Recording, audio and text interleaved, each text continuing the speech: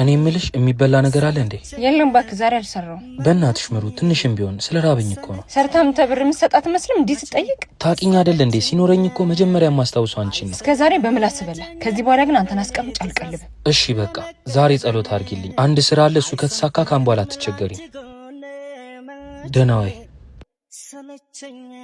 ይዙ እህቴ ምሳ አለ ቆንጆ ምግብ ነው የሰራውልህ። እሺ ቶሎ በይርቦኛል። ምን አይነት ሰው ነኝ? የማይረሳ ነገር እረሳለሁ። ሲያስጠላ። ይሄው ቡናውንም አፈላልሃለሁ። እሺ ካልበቃ ጨምርልሃለሁ። እሺ ቡናውን አፍጥኙ። ና ዮኒ እንብላ። አይ ብላ፣ እኔ በልቻለሁ። ብዙ ነው አልጨርሰውም። በእናትህ ና አባለኝ። አሁን ነው በልቼ ወጣሁት። ወረቀት ረስቼ ነው የመጣሁት። ብላ እንጂ አሁን ራቤን ስትል ነበር።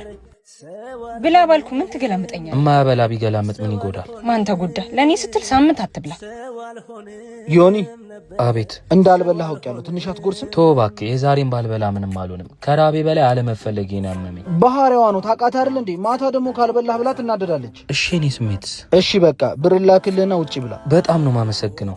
ስራው እኮ ተሳክቷል መሰለኝ። እኔ እርግጠኛ ስላልሆንኩ ነው። ለኔ ያሰብከውን ደግሞ ለአባቶች አስገባልኝ። የምን አባቶች? በሙታን ሳማር ቅዱስ ሚካኤል አንድነት ገዳም ያሉ አባቶች። በዚህ ገዳም ያሉ አባቶች ወቅቱን ጠብቆ በሚመጣ ብርድና ስቃይ እየተቸገሩ ይገኛሉ። የእኛን ልጆቻቸውን እርዳታ ይፈልጋሉ። ለማገዝ በንግድ ባንክ 1044 25 98 391